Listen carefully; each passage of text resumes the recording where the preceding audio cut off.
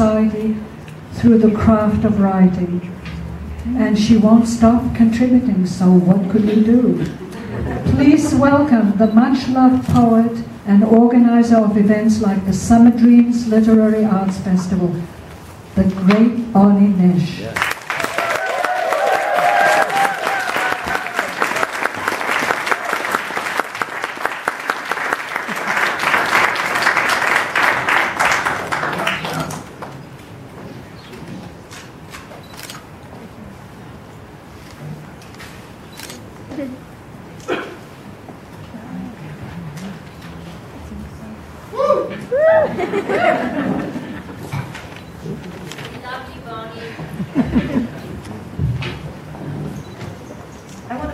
All the members of W.I.N.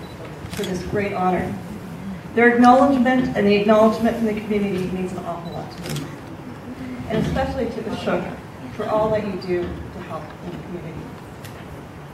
I woke up a few mornings ago with a line from one of my favorite poems, Have You Prayed by Lee, going through my head. And I quote from him, when the wind turns and asks in my father's voice, have you prayed? I know 3 things. And I know 3 things. And I have some answers. When I was a small child, my father would recite poetry to me all the time. He had love for words and a playfulness with them that was contagious. Whether it was a bad rhyme he made up to make us laugh or a poignant verse he carried with him from childhood, this was the legacy my father gave to me, my love of words. I have my father always to thank for my love of words, my love of people, and my love of play. Over the years, there have been so many people who've continued to fuel my passion of words. Whether they're ones who happened across the stage at Twisted Poets 10 years ago, like Neil Atkins, who went on to win the Philip Levine Book Award, or who came to sing songs for us, like David Campbell. They've kept me going. A young girl who sent in a poem and won first place in our contest and then continued to win and win and win as an adult, Chelsea Como, has the spirit and the generosity that fuels me. Or the kids I have worked with week after week for the last 5 years at Eric Hamber, who stun me with their work, keep me going. I have been working in this writing community for a number of years now, and there are so many people who come to mean so much to me. So many talented and bright and big-hearted people that I've had the honor of working with over the years.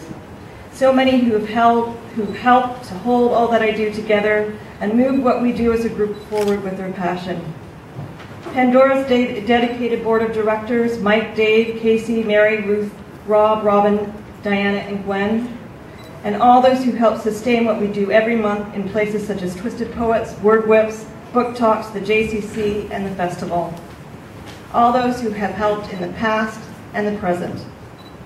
To all my family and friends who aren't of a literary nature, I thank you for your love and your support always. And to my cohorts, from my masters who went through all the pain and all the love, and to my PhD cohort who have become an extended family.